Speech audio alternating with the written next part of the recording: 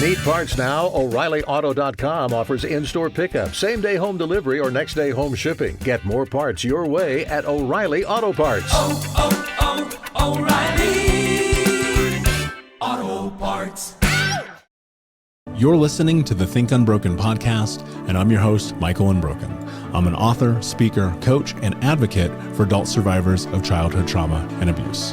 In this podcast, you will learn how to transform your trauma into triumph, turn breakdowns into breakthroughs, and go from victim to being the hero of your own story. You can learn more at thinkunbrokenpodcast.com, and of course, check us out on Apple Podcasts and Spotify at Think Unbroken Podcast. At the end of the day, your life is in your hands. You have control over this. You can write this beautiful, beautiful story about who you are. But if you're unwilling to face the fear, if you're unwilling to operate within your values, if you're unwilling to stand up for yourself, you will not have the life that you want to have. And look, I wish it were different. I wish I could just hand you the life that you want. But I'm going to tell you right now, as a person who's had to do a tremendous amount of fucking work and who still does day in and day out, the truth about this is the road is not easy. The path is not easy. The journey is not easy, but the destination is worth it.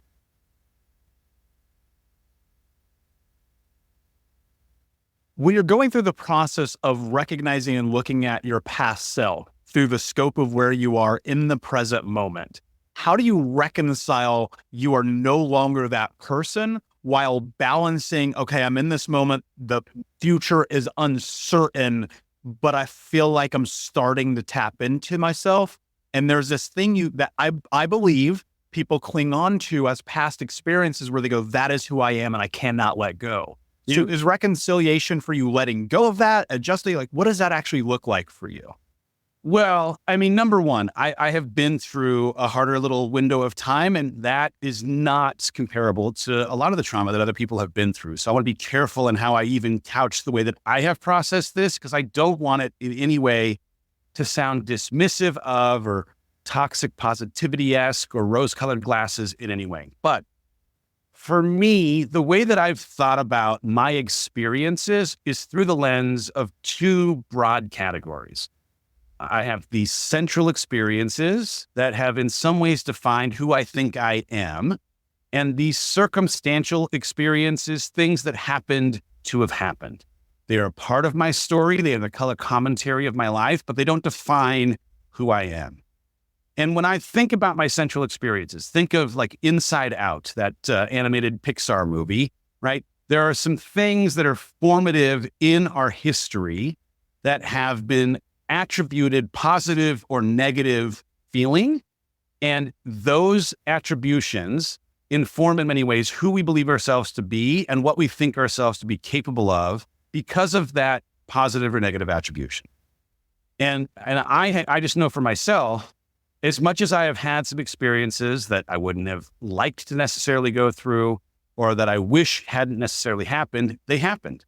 And acceptance is part of, understanding who I am, but also asking if there is a way for me to frame those experiences in a Tony Robbins-esque kind of way as being for me, not having happened to me. That's some of the hard work that happens in therapy, in conversation with God, in community with close friends, on a rock in nature when I am meditating, trying to find a way to say, hey, I know at the end of 2019, I made this really bold declaration that 2020 was going to be my best year ever. And what I didn't appreciate in going through divorce and transitioning out of a company I'd helped build, I didn't appreciate that I didn't get a say in the conditions that would bring my best forward. And as much as I am not interested, like most people are not interested in reliving 2020, I was able to, in this kind of an exercise, find a way to create positive attribution for some of the hardest things that I've had to go through as the catalysts for why I now believe myself to be stronger emotionally and mentally and physically and relationally and spiritually, right? Being forced to your knees made my strength in my God and my faith that much bigger.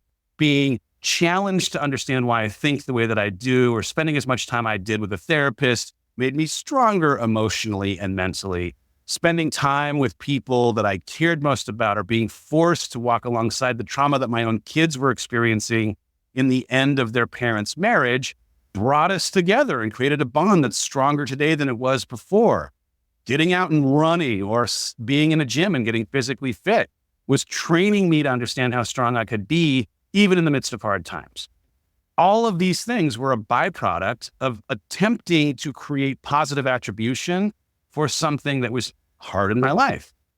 And the beauty that has been part of my story, and hopefully it's a thing that someone who's listening today might be able to spend a little time on, there are times when things that were a formative part of my identity, a central experience, became, because of the deconstructing of the pieces that I'd afforded weight to, circumstantial experiences because of time and perspective. And it doesn't mean, again, that I'm looking to dismiss that, man, you didn't deserve it. It wasn't fair. That trauma is something that you still need to honor and spend time in therapy and community and grieve. But also, if we're able to see these things as maybe the reason why we're the warrior now that can handle whatever comes next, or stronger because of having survived them, or if over time we're able to release ourselves from some of the weight that we have assigned to them in a way that makes them things that happened to have happened, but don't get a say in who we are, we now are the authors of what of our experiences define us.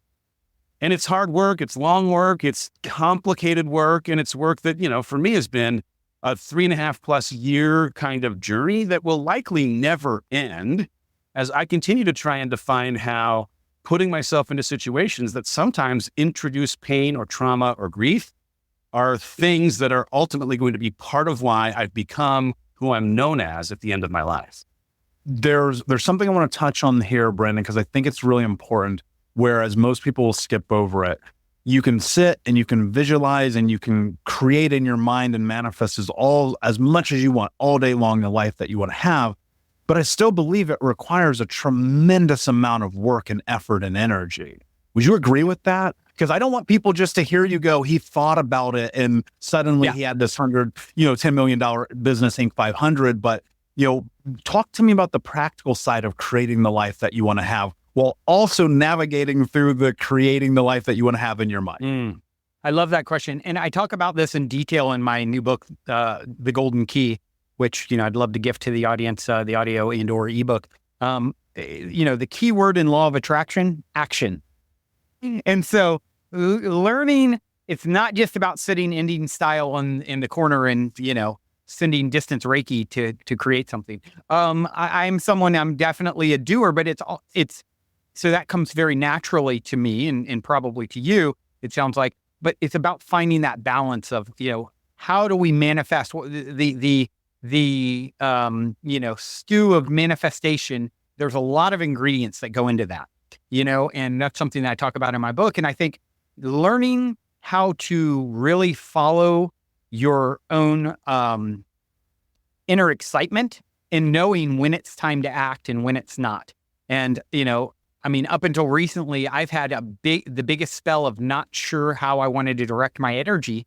And I took that as an opportunity. Instead of in the past, I would just throw myself into something. And I said, no, I'm not going to do that this time. I'm going to wait. I'm going to follow the signs. I'm going to allow for what is my always tuning into myself. Am I feeling inspired to follow this breadcrumb?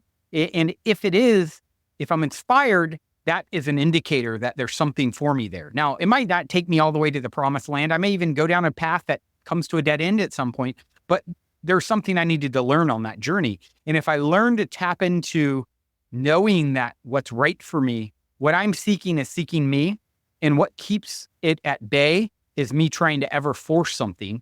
Or, here's the thing is when you're following a path that's for you, you're lit up about it. You're going to find excitement in yourself about it. There's going to be, and then the work, what is the saying? Do something you love and you never work a day in your life. I believe that path is there for all of us. It's finding it. And it doesn't mean it's never going to be hard or challenging or any of those things. But once again, smooth seas never made for a skilled sailor, and you came to be a skilled sailor. So knowing you didn't just come here for it to be all roses, rainbows, and butterflies, your soul wants that hero's journey tale. It's why every great movie, like Star Wars, for example, is rooted in the hero's journey tale, because that is our journey as a species, as a society. That is mankind's core journey, I believe. And so learning to be aware and tapping into yourself and getting sensitive to, how am I feeling about this? Am I feeling inspired? Okay, I'm not feeling inspired to go that direction. What am I feeling inspired to do? How can is this a time for rest? Okay, let me honor that. Sometimes the most useful thing you can do is to sit back and rest and allow some time to pass. And so it is a dance. It's like, it really takes getting tuned into the subtle energies. And that takes time for all of us to get better at, more adept at. And I think experience and awareness, helps with that.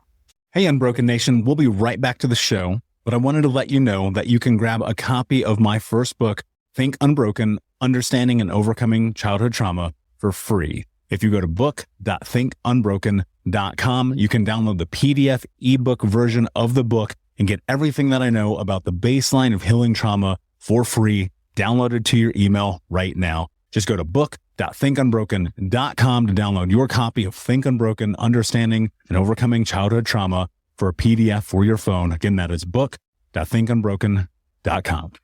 When you look at life from the scope of comparison or jealousy, it leaves a lot of room for misinterpretation, because the reality is, and it's so funny because I'm lucky enough to have really incredible mentors in my life, people who would go, how did you get in connection with that person? And when you're in connection with that person, what you recognize is like they have mentors too. Yes, right? definitely. Everyone is in this journey. They're looking at the person one step ahead of them so they can go and create the life that they want to have. And I think about that every single day. And for me, it started with this idea of, okay, where do you begin? What is step one? What does it actually take? And I measure this idea of my life and what I want to build and what I create against the goals that I put in place. And I just go, okay, what do I have to do to get there? How do you get there? I think one of the hardest parts about this, Vince, is that people are terrified to write down their goals because it's often preceded by, I'm not good enough. I don't deserve it. Who am I to have this thing? Yeah. Talk to me about how you navigate that. Okay. One of the first things, one of the things I did, which was a funny, because I've suffered, we call this imposter syndrome. Obviously this sense that you don't belong at that table, the sense that you don't deserve the success that other people have, or the sense that you're going to get found out. Everyone's going to know you have no idea what you're doing. By the way, I would argue that none of us know what we're doing. Honestly, we're making this journey up as we go along. That's absolutely A-okay. It's not a problem.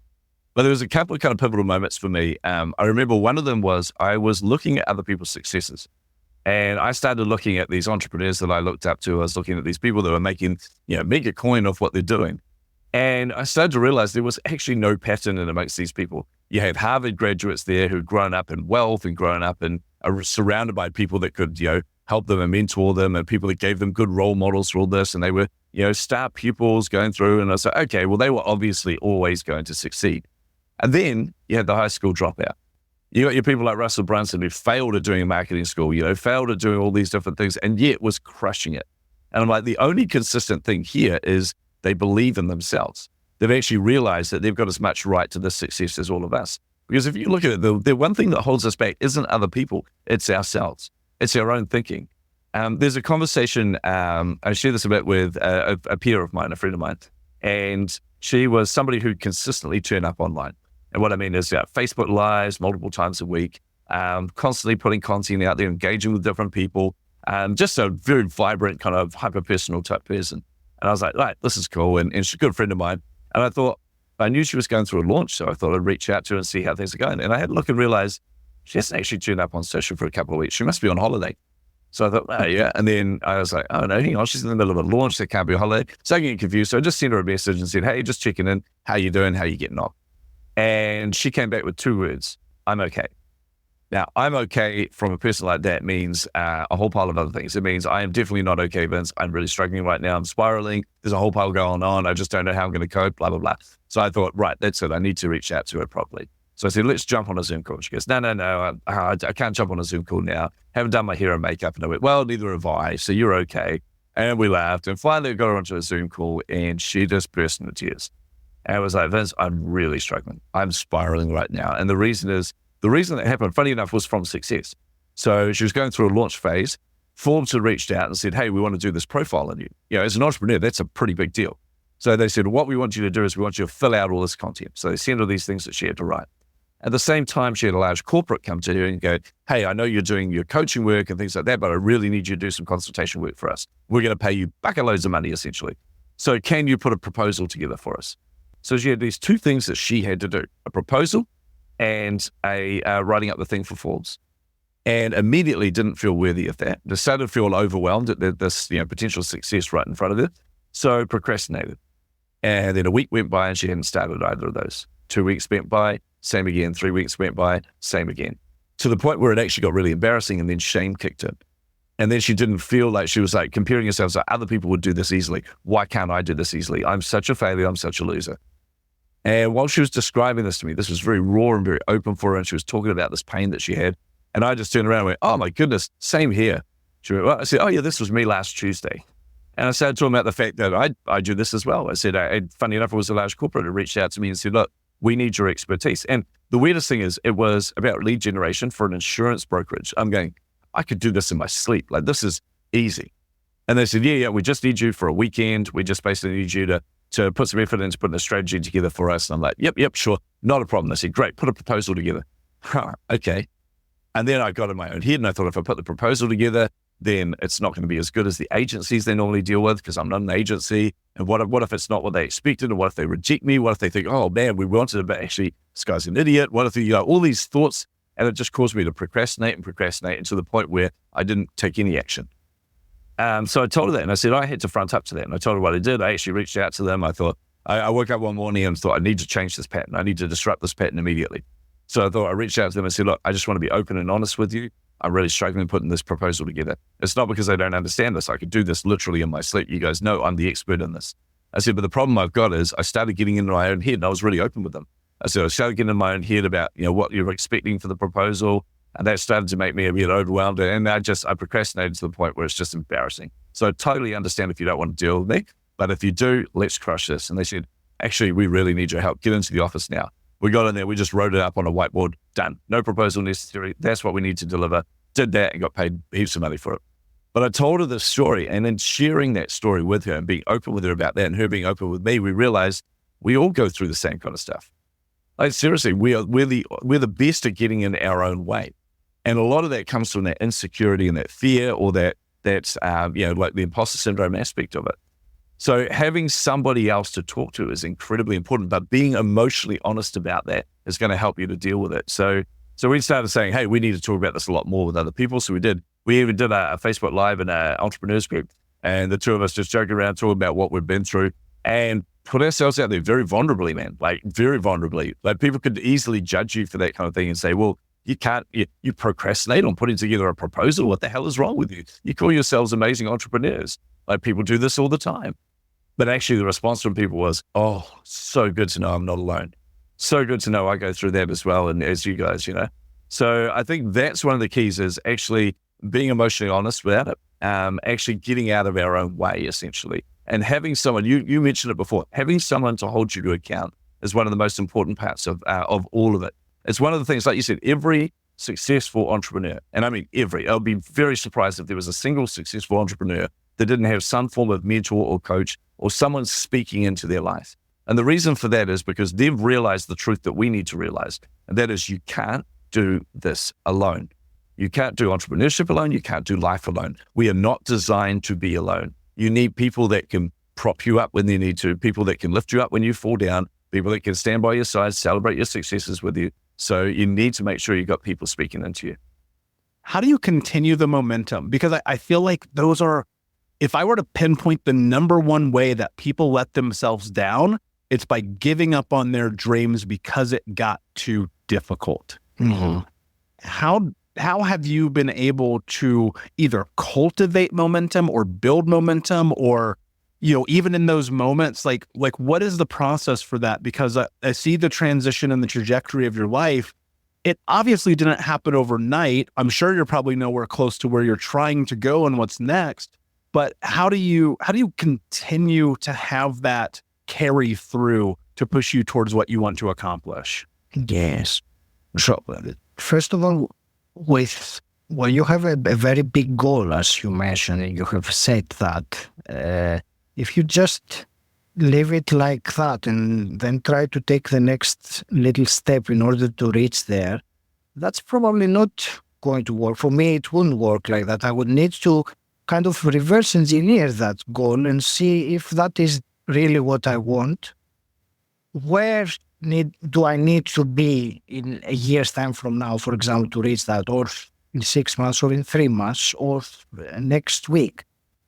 So chunking it down into smaller things really helps with the momentum, because you have a more clear direction and it's broken down. And you know that if I have completed this chunk of the goal over this month, then I know that my next one is this, and so on.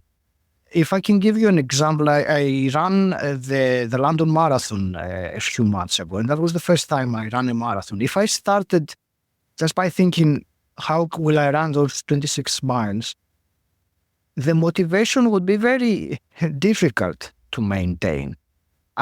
But I had broken it down reversely into, I need to do this a month before, need to be able to do this a month before, this 2 months before. So I was working towards smaller goals or interim goals, which are much more achievable. So doing like 10 kilometers is a much more approachable and goal than saying, I'm going to do the marathon. Yes, you will do the marathon eventually, but you have to beat yourself up to this.